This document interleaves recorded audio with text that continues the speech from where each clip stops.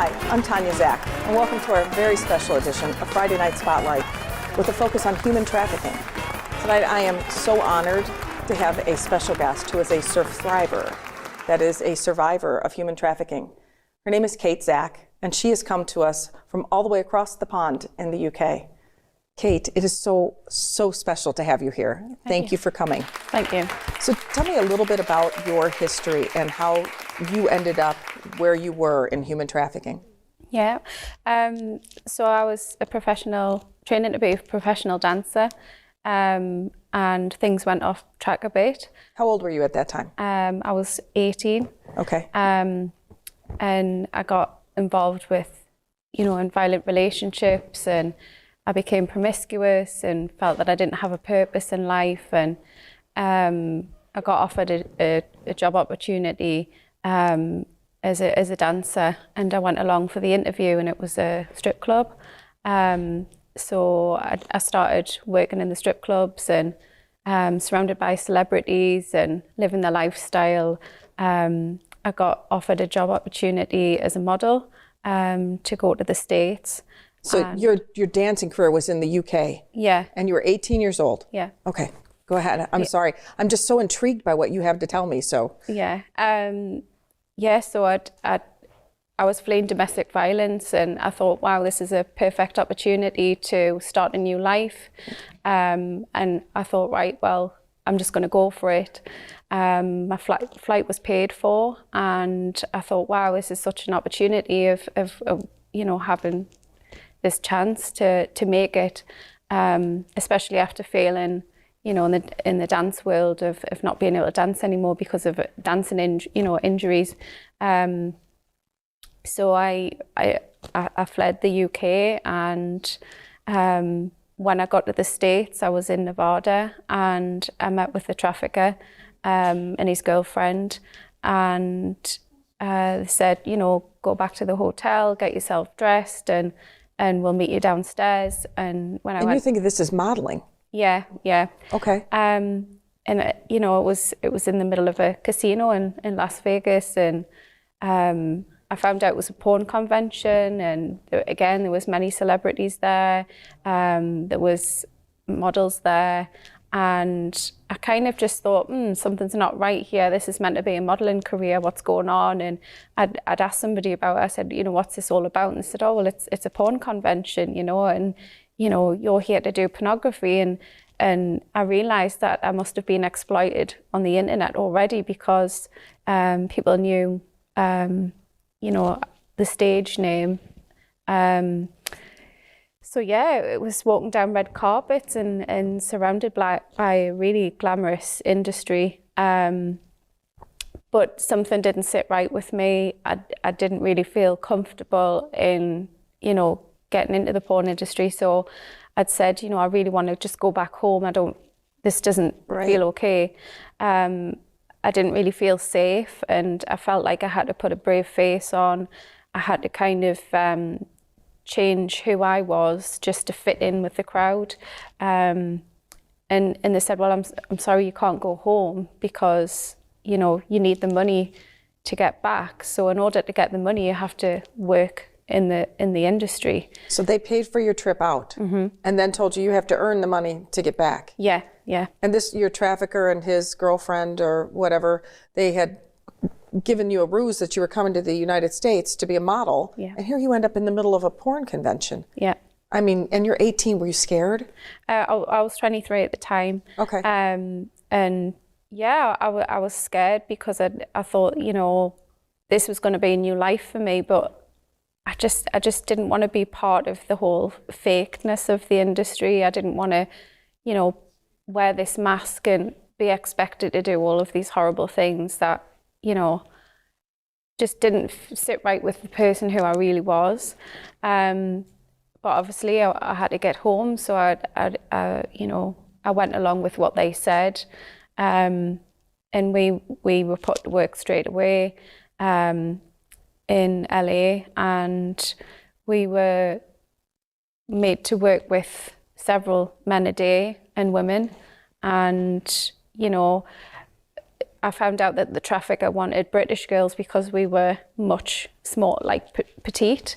So he'd kind of like had this idea of what kind of woman that he wanted, and it was to make obviously all these American guys look so much bigger than us. So, you know, the impact on our bodies was horrendous. You know, several scenes a day over the space of 3 weeks was enough to completely, you know, destroy my, every single day you were having to perform sexual acts for porn movies, and they were telling you that you were going to earn the money to go back home. Where did you stay? Where did you live? We stayed at the model agent's house. He was also a porn performer as well. So we didn't see him that often. It was like he was in and out of the house, and you know, we were just kind of left to fend for ourselves, really. And I noticed that a lot of the girls didn't eat because of the dramatic scenes we had to do. We were putting ourselves at risk of kind of, you know, other things happening that wouldn't look good on set, really. So I decided, well, you know, have I got to fit this crowd? And we had to do enemas every day. You know, the girls would be forced to work when they were on the period, so they had to put makeup sponges inside of themselves just to kind of absorb the blood during a sex scene. And you know, the horrific extent of the scenes was, you know, I was repeatedly hit and slapped, and you know, working with several guys at a time, and it was just forcing my body to do something that wasn't natural. You know, it wasn't just having sex, it was abusive, and it was being, you know, hit. And, you know, so I was covered in bruises. I had nerve damage. I had to visit a chiropractor while I was out there because of injuries to my spine. I couldn't raise my legs off the floor. I couldn't walk properly. You know, these injuries have lasted up until this day. It sounds so horrific. I don't believe that anyone who has not been involved in this industry could possibly understand the things that you've gone through. And hearing your story it breaks my heart. But obviously this is an educational thing for all of us to understand what are the lifelong effects of for your health, not the mental part, we'll get into that, but your health things. What has stayed with you, and what damage has this done to you? Well, I caught HPV, which meant I ended up having high-grade changes, and by the time I was 34, I was told that I would have had full-blown cancer, cervical cancer, if they didn't do an operation. So I had a large amount of my cervix removed, which is still very painful. And due to the, I guess, nerve damage, if ever I would have like sexual intercourse, my body would swell up because it would have like the memory of the abuse and the trauma to my body. You know, the transmitted diseases, even though we're told to be tested quite regularly, there was people who were bringing HIV into the industry. I ended up with about 4 transmitted diseases, one of which I still get. You know, I get like, I have to take antivirals for it every now and then if I get like a relapse. And yeah, it's just, I carry a sense of shame and guilt with that. You know, the physical damage to my spine, you know, my back goes out every now and then because of, you know, the extent of these guys just kind of just...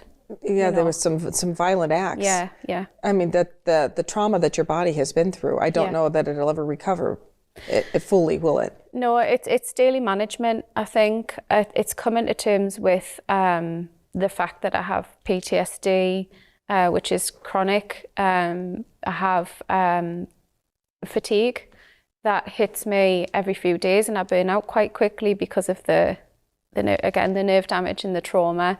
And just knowing that it's not easy. Every day is a battle still. You know, I'm still exploited after 18 years, and you know, I'm a real person at the end of the day, but also I've lived this double life as, you know, I'm a porn star on one side, you know, still being exploited, and then I'm day-to-day life, you know, You're Kate. I'm Kate, and That's right. That's been really hard to identify with, because obviously having a stage name or several stage names, it's, you know, other people know you as those names, and I've had to kind of live in the shadows a bit because I was ashamed of who I was and what I'd done.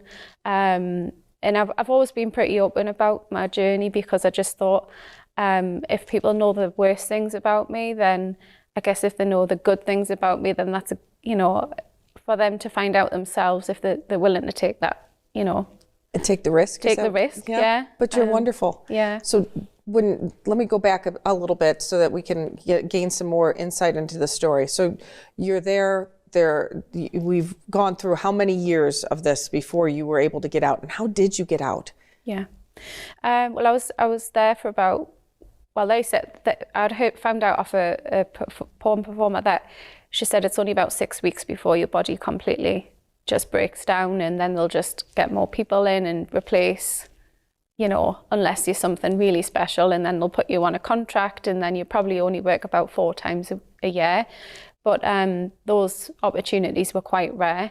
I obviously had told the agent that, you know, I was feeling really poorly. I knew something wasn't right with my body. I felt I was feeling really sick. They still pushed me to go to work that day, knowing that I'd had transmitted diseases.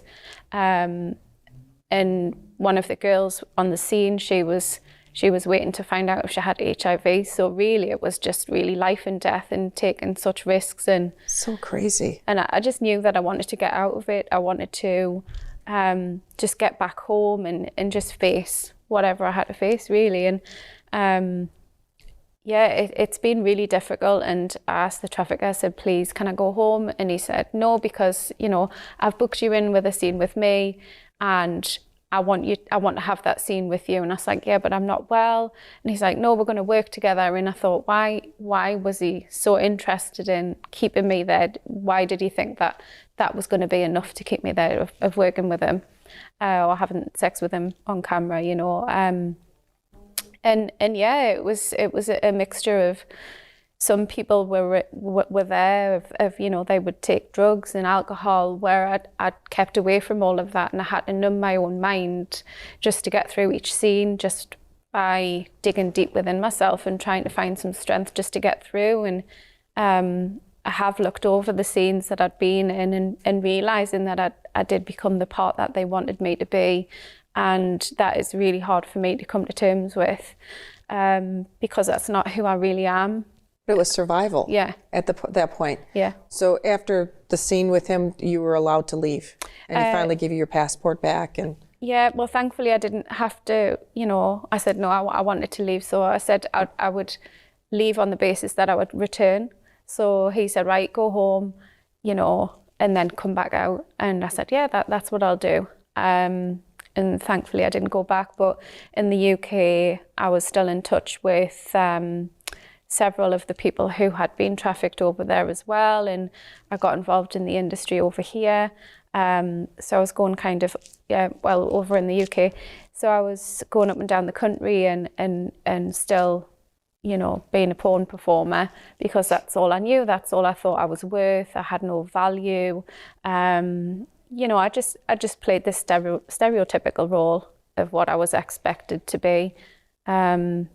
And yeah, there was people who had passed away because they couldn't take the pressure anymore. That I'd lost a friend in the industry. Was it suicide? Yeah, I think she was 24 at the time. Such a shame. Yeah, there was people having, you know, gynecological problems. You know, I know of people who are still in the industry who I was out there with, and you know, due to doing my own research, I've seen that these people who are still in the industry, who I could call friends at one point, just look so lifeless now, like the light's gone out of them. Obviously, they've gone down the path of drugs and, you know, doing things that they probably wouldn't have done back then. And it's just sad to see that they haven't been able to get out of that industry and know that there's another side to to life. Thankfully, because I haven't had the addiction to drugs and alcohol, I've been able to kind of work through the trauma and use that ability to help others as well. So that's my main focus now, is turning my pain into purpose. I've the past 10 years, 10 years ago I found faith, and that was the biggest turning point for me, because I was my personal life had gone down a really destructive path. I was still in violent relationships. I had been raped by a childhood friend to the point of suffocation. I thought, how many life or death situations am I going to be in where there has to be a turning point, or I just don't want to be here anymore? I'm sorry, I'm a little touched. So, Kate, I have to ask you, what was the thing that made you, that really changed it for you?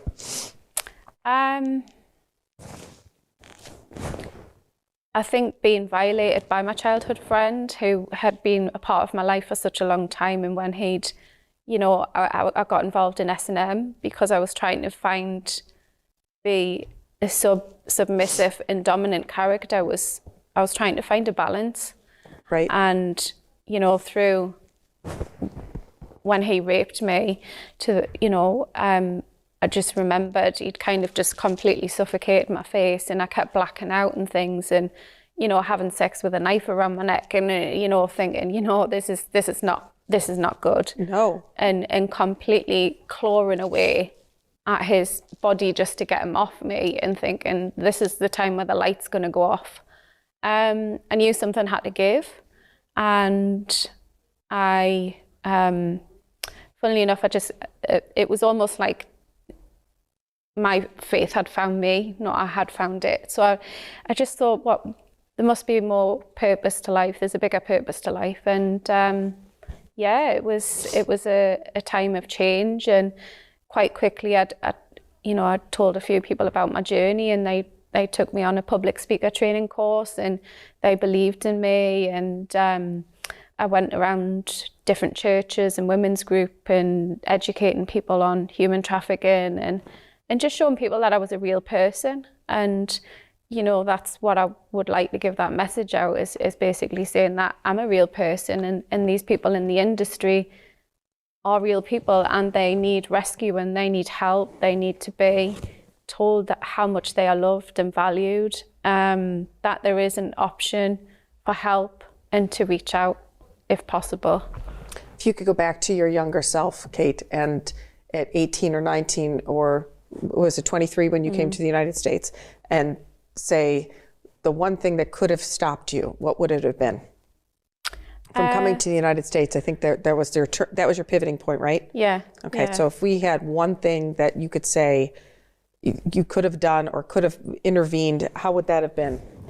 Well, I'd rang the police force just before I'd came over to America, and I let them know about what had happened, and there was no, that I was going to be going to America, and I guess I'd cried out for help before it even happened. And I think for me, looking back now, just having somebody to listen. And that was what you were really calling for, right? Yeah, someone to listen, to be seen and heard. I mean, it's amazing that at the other end of that phone, when you're dialing a police department, it's so important that person takes a moment to listen to what the person who's calling is saying. Yeah. And you were actually saying, somebody tell me not to go. Yeah. And that could have made the difference for you. Yeah. Right. Yeah.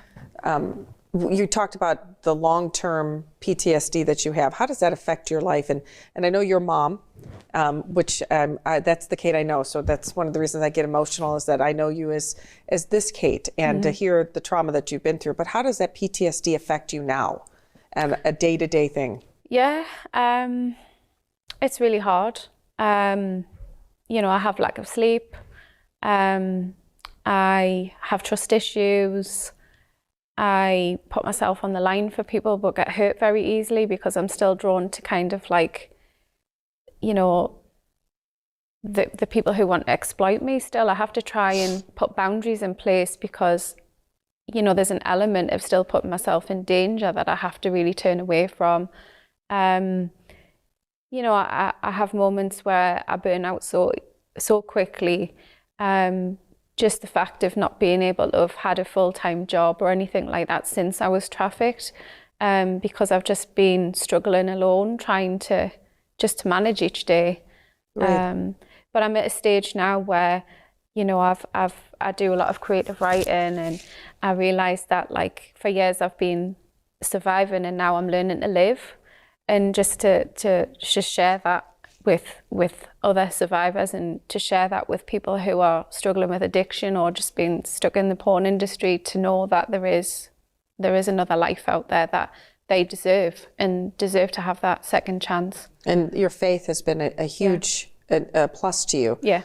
So do you seek counseling? Did you, besides the obviously seeing many doctors, are you currently in counseling and you see a counselor on a regular basis? Yeah, I do have a therapist. Like, we have Zoom meetings, and that's only just been a recent thing for the past. I was going to say, during COVID, it was probably very difficult. Yeah, so before that, I didn't really have any therapy. Or when I did, it was I wasn't talking about anything to do with the facts and how I really felt. I was kind of just on the surface level. I wasn't going deep. I wasn't telling them the truth because I just felt so ashamed. And now my therapist, she just gives me that safe space. And that's exactly what you need, because I'm positive that the shame part of it is a big hiding and a stepping stone away from getting help for people. Yeah. And you know, the fact that you were exploited, that you were trafficked, that taken advantage of repeatedly, yet you still have such a great heart. You know, you had so much to give to other people, which is obvious from just our conversation here. I mean, there are young ladies right now who need to take to heart what you're saying. Yeah. And if there was a message that you wanted to give them, somebody who is in this industry, in the porn industry, who thinks that this is someplace they have to be, what would you tell them? Just to tell them that they're loved, that they are made for so much more than just giving away their bodies, and, you know, the exploitation has to stop, because the effects of porn are damaging relationships, marriages, damaging, you know, the nerve pathways to the brain, and, you know, people are becoming so dependent on porn because they're so desperate for connection, and that is, you know, lacking in society on many different levels. And it's about, you know, people in organizations and friendships and family coming together and just actually saying, you know, don't feel ashamed, you know, we can work through this and make it better. And yeah, just give everybody a reason and a purpose to live. And there are numbers that they, reaching out and using a number to call for human trafficking hotlines, and reaching out to someone who can help guide them out, right? Much like you needed that help. Yeah. The trip that you took over here, and you came to the United States to have conversations like this and to reach out to people, are probably the most valuable thing you've done so far, right? Yeah. And this is just the start. Yeah. It's been very just, you know, I realized that I did have a vision of coming back to America to feel further healing would take place and to feel redeemed. And but it was very triggering as well, because I've had to put trust in something. I had to put trust in a dream and a vision that, although it might not have happened 18 years ago, that it can happen now, and that it takes time, and it's a process, and it's not an instant fix. It's actually just pressing into something that's really important. And you know, it's not been easy coming back over here, but realizing the bigger purpose of this is not just about me anymore. It's about people's time to heal and time to reach out for help and have a voice. So what are your plans from here? I mean, you're going to continue to spread your message and make certain that other women are saved, or is there a book in the works, or what's the story for Kate? Yeah, I'll continue to do public speaking. I'll continue to reach out to people and help them with management skills. You know, I'm going to be teaching university students on the effects of human trafficking. And yeah, I mean, public speaking was really out of my comfort zone, but I felt like, because I'm still here, you know, I may as well just give it a shot. And if it affects one life, then at least I've made a change for the better. Well, I have to say, honestly, you do a great job at public speaking. I would never know you had any nerves, etc. But you are an extremely brave lady. Thank you. And that is the number one thing I want to get across to you, is that your bravery stands out, and it really means a lot for everybody around us to be able to hear your story and to know that if you are in the industry, if you believe that you are a victim of human trafficking, that you can reach out and you can get help, and that there are people who want to help you. Kate, I want to thank you so much for being here tonight. And I want to thank you. Our time's up. I'm your host, Tanya Czack, for this special edition of Friday Night Lights about human trafficking with my victim and survivor, Kate Czack. Thanks, Kate. Thank you.